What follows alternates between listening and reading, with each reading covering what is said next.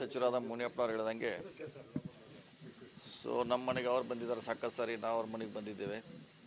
So ಅವರು ಕಾನ್ಸ್ಟಿಟ್ಯೂನ್ಸಿಗೆ ಸಂಬಂಧಪಟ್ಟ ಜಿಲ್ಲೆಗೆ ಸಂಬಂಧಪಟ್ಟಂತೆ ಕೆಲವು ರಸ್ತೆಗಳು ಕೂಡ ಹಿಂದೆ ಕೂಡ ಹೇಳಿದ್ರು, ಅವರು ಮಾಡಲಿಕ್ಕಾಗಿಲ್ಲ. ಈಗ ಮತ್ತೆ ಅದನ್ನೇ ಪ್ರಸ್ತಾಪ ಮಾಡಿದ್ದಾರೆ. ಜೊತೆಗೆ 23/8 ಒಂದು CM ಅವರ ಕಾರ್ಯಕ್ರಮ ಇದೆ ಅವ್ರ ಜಿಲ್ಲೆಯಲ್ಲಿ, ಅದಕ್ಕೂ ಕೂಡ ಬರಬೇಕಂತ ಅವರ ಅವಾರ್ಡ್ ಕೊಟ್ಟಿದ್ದಾರೆ. ಸೊ ಇವೆಲ್ಲ ಚರ್ಚೆ ಮಾಡಲಿಕ್ಕೆ ಅವ್ರ ಮನೆಗೆ ಬಂದಿದ್ದೀವಿ ಅಷ್ಟೇ ಸಹಜವಾದ. ಜೊತೆಗೆ ಉಪಹಾರ ಕೂಡ ಆಗಿರೋ ಅಂಥದ್ದು.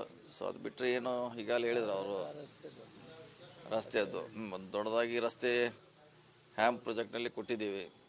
ದೇವನಹಳ್ಳಿಯಿಂದ ಕೋಲಾರ, ಮಾಲೂರಿಂದ ತಮಿಳುನಾಡು ಬಾರ್ಡರ್ವರೆಗೆ ಒಂದು ರಸ್ತೆ, ಸುಮಾರು 100ಕ್ಕಿಂತ ಹೆಚ್ಚು ಕಿಲೋಮೀಟರ್ ಒಂದು ರಸ್ತೆ ಕೂಡ ಅಲ್ಲಿ ಬರ್ತಾ ಇದೆ.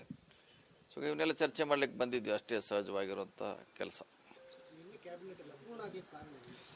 ಅಪೂರ್ಣಾದ್ರೆ ಆಗೋಲ್ಲ, ಅದೇನು ನಾಳೆ ಆಗುವಂಥದ್ದಲ್ಲ, ಇನ್ನೊಂದು ವರ್ಷ ಆದರೂ ಆಗ್ಬೋದು. ಅದೇನು ನೀವೇನು ಮತ್ತು ನಾಳೆ ಮಾಡಿ ಹಾಗೆ ಅದಲ್ಲ, ಒಂದು ವರ್ಷ ಆದರೂ ಆಗ್ಬೋದು.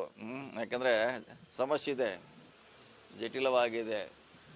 ನಮ್ಮ ಸರ್ ಹೇಳ್ದಂಗೆ ಎಲ್ಲರನ್ನೂ ವಿಶ್ವಾಸ ತೆಗೆದುಕೊಳ್ಬೇಕು, ಎಲ್ಲರನ್ನೂ ಸಮಾಧಾನ ಮಾಡಬೇಕಂದ್ರೆ ಭಾಳಷ್ಟು ಸಭೆಗಳಾಗಬೇಕು, ಭಾಳಷ್ಟು ಅವರ ಸರ್ಕಾರ ಕೂಡ ಭಾಳಷ್ಟು ಕಾಂಪ್ರಮೈಸ್ ನೇಚರ್ನಲ್ಲಿ ಇರಬೇಕಾಗ್ತದೆ. ಯಾಕಂದರೆ ಇದು ಏಕಾಏಕಿ ಮಾಡುವಂಥದ್ದು ಅಲ್ವೇ ಅಲ್ಲ. ಯಾಕಂದರೆ 10 ವರ್ಷ ನಂತರ ಅದನ್ನು ಸರ್ಕಾರ ವರದಿ ಒಪ್ಪಿಸಿದೆ. 2 ವರ್ಷ ನಂತರ ನಾವು ತೆಗೆದುಕೊಂಡಿದ್ದೇವೆ. ಮತ್ತು ನಮ್ಗೆ ಇನ್ನೊಂದು ಸ್ವಲ್ಪ ಒಂದು ವರ್ಷ ಚರ್ಚೆ ಆದರೂ ಏನು ಆತಂಕ ಪಡುವಂಥದ್ದು ಏನಿಲ್ಲ, ಅಂಥದ್ದು ಅರ್ಜೆಂಟು ಏನಿಲ್ಲ. ಸೊ ಭಾಳ ಸಾವಧಾನವಾಗಿ ಹೋಗ್ಬೇಕಾಗುತ್ತೆ, ಎಲ್ಲರನ್ನು ವಿಶ್ವಾಸ ತೆಗೆದುಕೊಳ್ಬೇಕಾಗುತ್ತೆ. ಮತ್ತು ಎಲ್ಲರ ಒಮ್ಮತದಿಂದ ಎಲ್ಲರ ಸಹಕಾರದಿಂದ ಜಾರಿ ಮಾಡಲಿಕ್ಕೆ ಪ್ರಯತ್ನ ಮಾಡ್ತೀವಿ. ಕರೆಕ್ಟ್, ಅದೇ ಅವ್ರಿಗೆ ಸಮಾಜ ವೈಸು ಅಲ್ಲ. ಅವ್ರೊಂದು ಹೇಳಿದ್ರೆ ನಮ್ಮ ಅಂಕಿಅಂಶ ಮಾಡೋರು ಬೇರೆ ರೀತಿ ಹೇಳ್ತಾರೆ. ಈಗ ಅವರಾಗೆ ಬರ್ಸಿದಾರೆ, ನಾವೇನು ಮಾಡೋ ತೀವ್ರ ಆಗ್ತಾರೆ. ಈಗ ನೀವು ಈ ಸಮಾಜದನ್ನ ಬೇರೆ ಯಾಕೆ ಮಾಡಿದ್ರೆ ಅಂತ ಬಂದ್ರೆ ಅವ್ರಿಗೆ ನಾವು ಬರ್ಸಿದ್ವಿ, ನಮ್ಗೇನೋ ಅದರಿಂದ ಲಾಭ ಇದೆ, ಸರ್ಕಾರದ್ದು ನೌಕರಿ ಸಿಗುತ್ತಾ. ಈಗ ಅವ್ರು ನಾವೇನು ಮಾಡೋ ಏನು ನಾವು ಬರ್ದಿದ್ವಿ, ಅವ್ರು ಸಹಿ ಮಾಡಿದ್ದಾರೆ ನಮ್ಮ ಇದಕ್ಕೆ ಅಂತ ಅವ್ರ ವಾದ.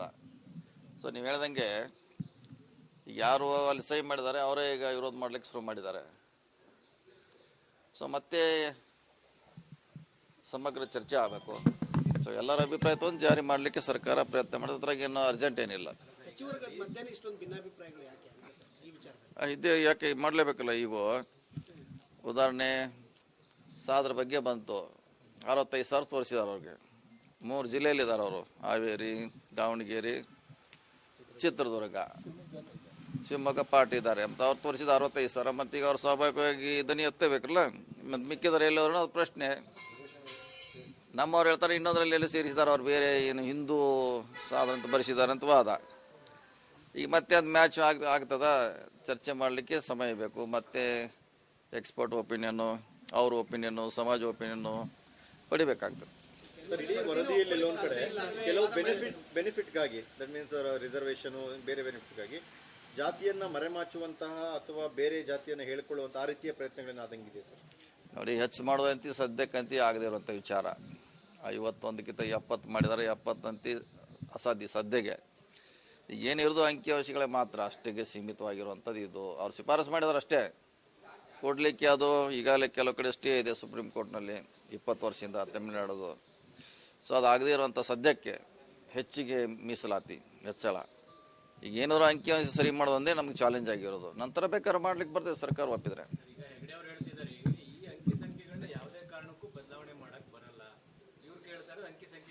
ಕರೆಕ್ಟ್, ಅವ್ರು ಹೇಳೋದು ಕೆಳಗಡೆ ಬದಲಾವಣೆ ಮಾಡೋಕ್ಕೆ ಸಾಧ್ಯ ಇಲ್ಲ. ಏನು 5,90,00,000 ಇದೆ, ಅದನ್ನು ಬದಲಾವಣೆ ಮಾಡೋಕ್ಕೆ ಸಾಧ್ಯ ಇಲ್ಲ. ಆದರೆ ನೀವನ್ನೆಲ್ಲ ನನ್ನ ತಪ್ಪಾಗಿದೆ, ನಾ ಅಲ್ಲಿ ಹೋಗ್ತೀನಿ ಅಂದರೆ ಅವಕಾಶ ಕೊಡಬೇಕು. ಈಗ ಸಾಧಾರದ 2 ಇದೆ ಉದಾಹರಣೆ. ಈಗ ಇಲ್ಲಿಂದ ಅಲ್ಲಿ ಹೋಗ್ತಾರ, ಇಲ್ಲಿಂದ ಅಲ್ಲಿ ಬರ್ತಾರೆ, ಅವಕಾಶ ಕೊಡಬೇಕಾಗ್ತದೆ. ಇನ್ನು ಕೆಲವರು ಅಲ್ಲಿ ಹೋಗಿದ್ದಾರೆ, ಇಲ್ಲಿ ಹೋಗಿದ್ದಾರೆ. ಸೊ ಅವ್ರಿಗೆ ಅವಕಾಶ ಕೊಟ್ಟು ಅದನ್ನು ಕೆಳಗಡೆದಲ್ಲ, ಕೆಳಗಡೆ 590 ಮಾತ್ರ ಚೇಂಜ್ ಮಾಡಲಿಕ್ಕಾಗಲ್ಲ. ವಿದಿನ್ ದಿ ಮಾಡಲಿಕ್ಕೆ ಮಾಡ್ಬೇಕಂತ ನಮ್ಮ ಅಭಿಪ್ರಾಯ. ಪ್ರತ್ಯೇಕ ಲಿಂಗಾಯತ ಧರ್ಮ ವಿಚಾರ ಬಂದಾಗ ಕಾಂಗ್ರೆಸ್ ಒಳ್ಳೆ ಕೆಲಸ ಮಾಡಿದ್ರು ಕೂಡ ಅಧಿಕಾರಕ್ಕೆ ಬರೋದೇ ಇರೋದಕ್ಕೆ ಕಾರಣ ಆಯಿತು. ಈಗೂ ಆ ಥರದ ಆತಂಕ ಇದೆಯಾ ಸರ್ ಕೆಲವು ಸಚಿವರಲ್ಲಿ? ನೋಡಿ, ನಾವು ಸರಿಯಾಗಿ ಪ್ರೆಸೆಂಟೇಷನ್ ಮಾಡಿದ್ರೆ ಬಂದೇ ಬರ್ತದೆ. ನಾವು ಯಾಕೆಂದರೆ ಒಂದು ಜಾತಿ ಅಲ್ಲ, ಸುಮಾರು 800 ಜಾತಿ ಬೆನ್ನತ್ತಿ ಇದೆ. ನಂದು ಸರಿ ಇಲ್ಲ, ನಿಂದು ಸರಿ ಇಲ್ಲ, ಅವನ್ನೆಲ್ಲ ಸಮಾನ ಮಾಡಿದ್ರೆ ಸರಿ, ಇಲ್ಲದ್ರೆ ತೊಂದರೆ ಖಂಡಿತ ಆಗಿ ಆಗ್ತದೆ. ಅದೇ ಹೇಳಿದ್ರಲ್ಲ, ಈಗ ಉದಾಹರಣೆ ಎಸ್ ಮಲ್ಲಿಕಾರ್ಜುನ್ ಹೇಳಿದ್ರಲ್ಲ, ಮತ್ತು ಈಗ ಅವ್ರು ಕೇಳ್ತಾರೆ, ಈಗ ರೆಡ್ಡಿ ಜನಾಂಗ 30,000 ತೋರಿಸಿರೋ ಅಂತ ಹೇಳ್ತಾರೆ, ಅವ್ರು 5-6 ಜಿಲ್ಲೆಯಲ್ಲಿದ್ದಾರೆ. ನಮ್ದು ಎಲ್ಲಿ ಹೋಯ್ತು ಅಂತ ಅವರೇ ಕೇಳ್ತಾರೆ. ಈಗ ಅವ್ರ ಜಾತಿ ಅವರು ನಮ್ದು ಬರೀ 30,000 ತೋರಿಸಿರಿ ರೆಡ್ಡಿ, ನಾವು ಜಾಸ್ತಿ ಇದ್ದೀವಿ. ಯಲಬುರ್ಗ ಇದ್ದಾರೆ, ರಾಯಚೂರು ಇದ್ದಾರೆ, ಯಾದಗಿರಿ ಇದ್ದಾರೆ, ಸುರ್ಪುರ್ ಶಾಪುರಲ್ಲಿದ್ದಾರೆ.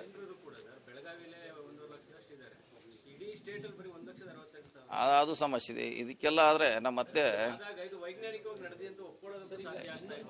ಈಗ ಅದನ್ನ ಯಾರು ಮಾಡಿದ್ರೆ ಅವರೇ ಹೇಳ್ಬೇಕು ಅದಕ್ಕೆ ಉತ್ತರ. ಈಗ ಕ್ಯಾಬಿನೆಟ್ ಅದಕ್ಕೆ ಉತ್ತರಿಸ್ಲಿಕ್ಕಾಗಲ್ಲ, ಯಾಕಂದ್ರೆ ನಾವು ಟೆಕ್ನಿಕಲಿ ಕೂಡ ಅಲ್ಲ, ನಾವು ಹೆಂಗೆ ಮಾಡಿದ್ವಿ ಯಾಕೆ ಮಾಡಿದ್ವಿ ಅಂತ. ಈಗ ಯಾರ್ಯಾರು ಮಾಡಿದ್ದಾರೆ ಮತ್ತೆ ಅದಕ್ಕೆ ಈಗ ಅಬ್ಜೆಕ್ಷನ್ ತೊಗೊಂಡು ಅವ್ರು ಉತ್ತರ ಕೊಟ್ಟು ಅಂತ ಮತ್ತೆ ಸರಿಪಡಿಸ್ರೆ ಅದು ಇದ್ರಾಗೇನು ಅಂಥದ್ದೇನು ದೊಡ್ಡ ಸಮಸ್ಯೆ ಏನಿಲ್ಲ. ಒಕ್ಕಲಿಗ ಮತ್ತು ಲಿಂಗಾಯತ ಸಭಾಗಳು ನಾವು ಪ್ರತ್ಯೇಕ ಗಣತಿ ನಾವು ಮಾಡ್ಕೋತೀವಿ ಅಂಕಿ ಸಂಖ್ಯೆನ ನಿಖರವಾಗಿ ಹೇಳ್ಕೊಳ್ಳೋದಕ್ಕೆ ಅಂತ, ಈ ಖಾಸಗಿಯಾಗಿ ಮಾಡೋದು ಸರಿನಾ? ಇಲ್ಲ, ಅದಿನ್ನೂ ಸರ್ಕಾರ ತೀರ್ಮಾನ ಮಾಡ್ಬೇಕು ಅದ್ರ ಬಗ್ಗೆ. ಆದರೆ ನಮ್ದು ಇಷ್ಟೇ, ಯಾರಿಗೂ ಹರ್ಟ್ ಆಗಬಾರ್ದು, ಯಾವುದೇ ಸಮಾಜಕ್ಕೆ ಹರ್ಟ್ ಆಗಬಾರ್ದು, ಆ ನಿಟ್ಟಿನಲ್ಲಿ ಕ್ರಮ ಕೈಗೊಳ್ಳುತ್ತೆ. ಇಲ್ಲ, ಹಿರಿಯ ಸಚಿವರಾದ ಮುನಿಯಪ್ಪ ಅವ್ರು ಹೇಳಿದಂಗೆ, ಸೊ ನಮ್ಮ ಮನೆಗೆ ಅವ್ರು ಬಂದಿದ್ದಾರೆ ಸಾಕಷ್ಟು ಸಾರಿ, ನಾವು ಅವ್ರ ಮನೆಗೆ ಬಂದಿದ್ದೇವೆ. ಸೊ ಅವರು ಕಾನ್ಸ್ಟಿಟ್ಯೂನ್ಸಿಗೆ ಸಂಬಂಧಪಟ್ಟ ಜಿಲ್ಲೆಗೆ ಸಂಬಂಧಪಟ್ಟಂತೆ ಕೆಲವು ರಸ್ತೆಗಳು ಕೂಡ ಹಿಂದೆ ಕೂಡ ಹೇಳಿದ್ರು, ಅವರು ಮಾಡಲಿಕ್ಕಾಗಿಲ್ಲ. ಈಗ ಮತ್ತೆ ಅದನ್ನೇ ಪ್ರಸ್ತಾಪ ಮಾಡಿದ್ದಾರೆ. ಜೊತೆಗೆ 23/8 ಒಂದು CM ಅವರ ಕಾರ್ಯಕ್ರಮ ಇದೆ ಅವ್ರ ಜಿಲ್ಲೆಯಲ್ಲಿ, ಅದಕ್ಕೂ ಕೂಡ ಬರಬೇಕಂತ ಅವರ ಆಹ್ವಾನ ಕೊಟ್ಟಿದ್ದಾರೆ. ಸೊ ಇವೆಲ್ಲ ಚರ್ಚೆ ಮಾಡಲಿಕ್ಕೆ ಅವ್ರ ಮನೆಗೆ ಬಂದಿದ್ದೀವಿ ಅಷ್ಟೇ ಸಹಜವಾದ. ಜೊತೆಗೆ ಉಪಹಾರ ಕೂಡ ಆಗಿರೋ ಅಂಥದ್ದು. ಸೊ ಅದು ಬಿಟ್ಟರೆ ಏನು ಈಗಾಗಲೇ ಹೇಳಿದ್ರು ಅವರು, ರಸ್ತೆಯದ್ದು ಒಂದು ದೊಡ್ಡದಾಗಿ ರಸ್ತೆ ಹ್ಯಾಮ್ ಪ್ರಾಜೆಕ್ಟ್ನಲ್ಲಿ ಕೊಟ್ಟಿದ್ದೀವಿ. ದೇವನಹಳ್ಳಿಯಿಂದ ಕೋಲಾರ, ಮಾಲೂರಿಂದ ತಮಿಳುನಾಡು ಬಾರ್ಡರ್ವರೆಗೆ ಒಂದು ರಸ್ತೆ, ಸುಮಾರು 100ಕ್ಕಿಂತ ಹೆಚ್ಚಿನ ಕಿಲೋಮೀಟರ್ ಒಂದು ರಸ್ತೆ ಕೂಡ ಅಲ್ಲಿ ಬರ್ತಾ ಇದೆ. ಸೊ ಇವನ್ನೆಲ್ಲ ಚರ್ಚೆ ಮಾಡ್ಲಿಕ್ಕೆ ಬಂದಿದ್ವಿ ಅಷ್ಟೇ, ಸಹಜವಾಗಿರುವಂಥ ಕೆಲಸ. ಅಪೂರ್ಣ ಆಗೋಲ್ಲ, ಅದೇನು ನಾಳೆ ಆಗುವಂಥದ್ದಲ್ಲ, ಇನ್ನೊಂದು ವರ್ಷ ಆದರೂ ಆಗ್ಬೋದು. ಅದೇನು ನೀವೇನು ಮತ್ತು ನಾಳೆ ಮಾಡಿ ಹಂಗೆ ಅದಲ್ಲ, ಒಂದು ವರ್ಷ ಆದರೂ ಆಗ್ಬೋದು. ಯಾಕಂದರೆ ಸಮಸ್ಯೆ ಇದೆ, ಜಟಿಲವಾಗಿದೆ. ನಮ್ಮ ಸರ್ ಹೇಳ್ದಂಗೆ ಎಲ್ಲರನ್ನೂ ವಿಶ್ವಾಸ ತೆಗೆದುಕೊಳ್ಬೇಕು, ಎಲ್ಲರನ್ನೂ ಸಮಾಧಾನ ಮಾಡಬೇಕಂದ್ರೆ ಭಾಳಷ್ಟು ಸಭೆಗಳಾಗಬೇಕು, ಭಾಳಷ್ಟು ಅವರ ಸರ್ಕಾರ ಕೂಡ ಭಾಳಷ್ಟು ಕಾಂಪ್ರಮೈಸ್ ನೇಚರ್ನಲ್ಲಿ ಇರಬೇಕಾಗ್ತೈತೆ. ಯಾಕಂದರೆ ಇದು ಏಕಾಏಕಿ ಮಾಡುವಂಥದ್ದು ಅಲ್ವೇ ಅಲ್ಲ. ಯಾಕಂದರೆ 10 ವರ್ಷ ನಂತರ ಅದನ್ನು ಸರ್ಕಾರ ವರದಿ ಒಪ್ಪಿಸಿದೆ. 2 ವರ್ಷ ನಂತರ ನಾವು ತೆಗೆದುಕೊಂಡಿದ್ದೇವೆ. ನಮ್ಗೆ ಇನ್ನೊಂದು ಸ್ವಲ್ಪ ಒಂದು ವರ್ಷ ಚರ್ಚೆ ಆದರೂ ಏನು ಆತಂಕ ಪಡುವಂಥದ್ದು ಏನಿಲ್ಲ, ಅಂಥದ್ದು ಅರ್ಜೆಂಟು ಏನಿಲ್ಲ. ಸೊ ಭಾಳ ಸಾವಧಾನವಾಗಿ ಹೋಗ್ಬೇಕಾಗುತ್ತೆ, ಎಲ್ಲರನ್ನು ವಿಶ್ವಾಸ ತೆಗೆದುಕೊಳ್ಬೇಕಾಗುತ್ತೆ. ಮತ್ತು ಎಲ್ಲರ ಒಮ್ಮತ್ತಿಂದ, ಎಲ್ಲರ ಸಹಕಾರದಿಂದ ಜಾರಿ ಮಾಡಲಿಕ್ಕೆ ಪ್ರಯತ್ನ ಮಾಡ್ತೀವಿ. ಜಟಿಲತೆಯ ಮೂಲವೇ ಅಂಕಿ ಸಂಖ್ಯೆ ಅಲ್ವಾ ಸರ್? ಕರೆಕ್ಟ್. ಅಂಕಿ ಸಂಖ್ಯೆ ಅಂದ್ರೆ ಅದೇ ಅವ್ರಿಗೆ ಅದೇ ಅವ್ರಿಗೆ ಇಲ್ಲ ಅಂತ ಐತಲ್ಲ ಸರ್, ಸರಿಪಡಿಸಬೇಕು. ಸಮಾಜ ವೈಸು ಅಲ್ಲ, ಅವರೊಂದು ಹೇಳಿದ್ರೆ ನಮ್ಮ ಅಂಕಿಅಂಶ ಮಾಡೋರು ಬೇರೆ ರೀತಿ ಹೇಳ್ತಾರೆ. ಈಗ ಅವರಾಗೆ ಬರ್ಸಿದಾರೆ, ನಾವೇನು ಮಾಡೋದು ಇವ್ರು ಹೇಳ್ತಾರೆ. ಈಗ ನೀವು ಈ ಸಮಾಜದನ್ನ ಬೇರೆ ಯಾಕೆ ಮಾಡಿದ್ರೆ ಅಂತ ಬಂದ್ರೆ, ಅವ್ರಿಗೆ ನಾವು ಬರ್ಸಿದ್ವಿ, ನಮ್ಗೇನೋ ಅದರಿಂದ ಲಾಭ ಇದೆ, ಸರ್ಕಾರದ್ದು ನೌಕರಿ ಸಿಗುತ್ತಾ. ಈಗ ಅವ್ರು ಬರೀ ನಾವೇನು ಮಾಡೋ, ಏನು ನಾವು ಬರ್ದಿದ್ವಿ, ಅವ್ರು ಸಹಿ ಮಾಡಿದ್ದಾರೆ ನಮ್ಮ ಇದಕ್ಕೆ ಅಂತ ಅವ್ರ ವಾದ. ಸೊ ನೀವು ಹೇಳ್ದಂಗೆ ಯಾರು ಅಲ್ಲಿ ಸಹಿ ಮಾಡಿದ್ದಾರೆ ಅವರೇ ಈಗ ವಿರೋಧ ಮಾಡ್ಲಿಕ್ಕೆ ಶುರು ಮಾಡಿದ್ದಾರೆ. ಸೊ ಮತ್ತೆ ಸಮಗ್ರ ಚರ್ಚೆ ಆಗಬೇಕು. ಸೊ ಎಲ್ಲರ ಅಭಿಪ್ರಾಯ ತೊಗೊಂಡು ಜಾರಿ ಮಾಡಲಿಕ್ಕೆ ಸರ್ಕಾರ ಪ್ರಯತ್ನ ಮಾಡಿದ್ರೆ ಅದ್ರಾಗ ಏನು ಅರ್ಜೆಂಟ್ ಏನಿಲ್ಲ. ಇದೇ ಯಾಕೆ ಮಾಡಲೇಬೇಕಲ್ಲ. ಈಗ ಉದಾಹರಣೆ ಸಾದ್ರ ಬಗ್ಗೆ ಬಂತು, 65,000 ತೋರಿಸಿದ್ದಾರೆ ಅವ್ರಿಗೆ. 3 ಜಿಲ್ಲೆಯಲ್ಲಿದ್ದಾರೆ ಅವರು, ಹಾವೇರಿ, ದಾವಣಗೆರೆ, ಚಿತ್ರದುರ್ಗ, ಶಿವಮೊಗ್ಗ ಪಾರ್ಟಿ ಇದ್ದಾರೆ ಅಂತ ಅವ್ರು ತೋರಿಸಿದ 65,000. ಮತ್ತೀಗ ಅವ್ರು ಸ್ವಾಭಾವಿಕವಾಗಿ ದನಿ ಎತ್ತಬೇಕಲ್ಲ, ಮತ್ತು ಮಿಕ್ಕಿದ್ರೆ ಎಲ್ಲರೂ ಅದು ಪ್ರಶ್ನೆ. ನಮ್ಮವ್ರು ಹೇಳ್ತಾರೆ ಇನ್ನೊಂದರಲ್ಲಿ ಎಲ್ಲಿ ಸೇರಿಸಿದ್ದಾರೆ ಅವ್ರು, ಬೇರೆ ಏನು ಹಿಂದೂ ಸಾಧನ ಅಂತ ಬರೆಸಿದ್ದಾರೆ ಅಂತ ವಾದ. ಈಗ ಮತ್ತೆ ಅದು ಮ್ಯಾಚ್ ಆಗ್ತದ, ಚರ್ಚೆ ಮಾಡಲಿಕ್ಕೆ ಸಮಯ ಬೇಕು. ಮತ್ತು ಎಕ್ಸ್ಪರ್ಟ್ ಒಪಿನಿಯನ್ನು, ಅವ್ರ ಒಪಿನಿಯನ್ನು, ಸಮಾಜ ಒಪಿನಿಯನ್ನು ಪಡಿಬೇಕಾಗ್ತದೆ.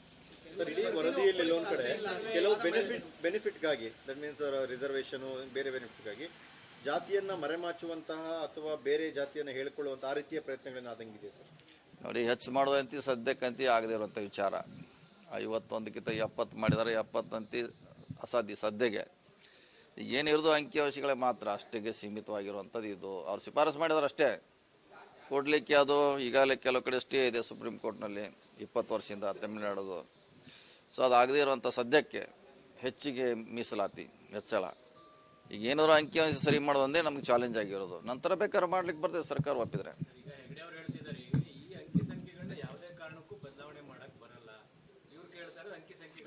ಕರೆಕ್ಟ್, ಅವ್ರು ಹೇಳೋದು ಕೆಳಗಡೆ ಬದಲಾವಣೆ ಮಾಡೋಕ್ಕೆ ಸಾಧ್ಯ ಇಲ್ಲ. ಏನು 5,90,00,000 ಇದೆ, ಅದನ್ನು ಬದಲಾವಣೆ ಮಾಡೋಕ್ಕೆ ಸಾಧ್ಯ ಇಲ್ಲ. ಆದರೆ ನೀವನ್ನೆಲ್ಲ ನನ್ನ ತಪ್ಪಾಗಿದ್ರೆ ನಾನು ಅಲ್ಲಿ ಹೋಗ್ತೀನಿ ಅಂದರೆ ಅವಕಾಶ ಕೊಡಬೇಕು.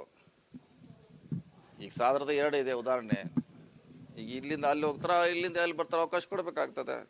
ಇನ್ನು ಕೆಲವರು ಅಲ್ಲಿ ಹೋಗಿದ್ದಾರೆ, ಇಲ್ಲಿ ಹೋಗಿದ್ದಾರೆ, ಸೊ ಅವ್ರಿಗೆ ಅವಕಾಶ ಕೊಟ್ಟು ಅದನ್ನು ಕೆಳಗಡೆದಲ್ಲ, ಕೆಳಗಡೆ 590 ಮಾತ್ರ ಚೇಂಜ್ ಮಾಡಲಿಕ್ಕೆ ಆಗೋಲ್ಲ.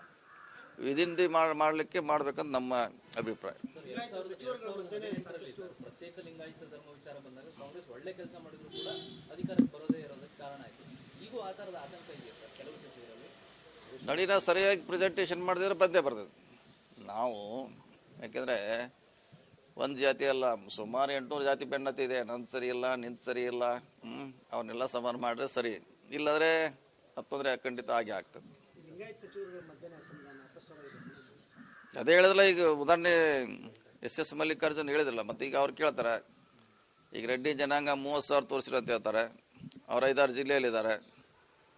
ನಮ್ದು ಎಲ್ಲಿ ಹೋಯ್ತು ಅಂತ ಅವರೇ ಕೇಳ್ತಾರೆ. ಈಗ ಅವ್ರ ಜಾತಿ ಅವರು ನಮ್ದು ಬರೀ 30,000 ತೋರಿಸಿರಿ ರೆಡ್ಡಿ, ನಾವು ಜಾಸ್ತಿ ಇದ್ದೀವಿ. ಯಲಬುರ್ಗ ಇದ್ದಾರೆ, ರಾಯಚೂರು ಇದ್ದಾರೆ, ಯಾದಗಿರಿ ಇದ್ದಾರೆ, ಸುರ್ಪುರ್, ಶಾಪುರಲ್ಲಿದ್ದಾರೆ.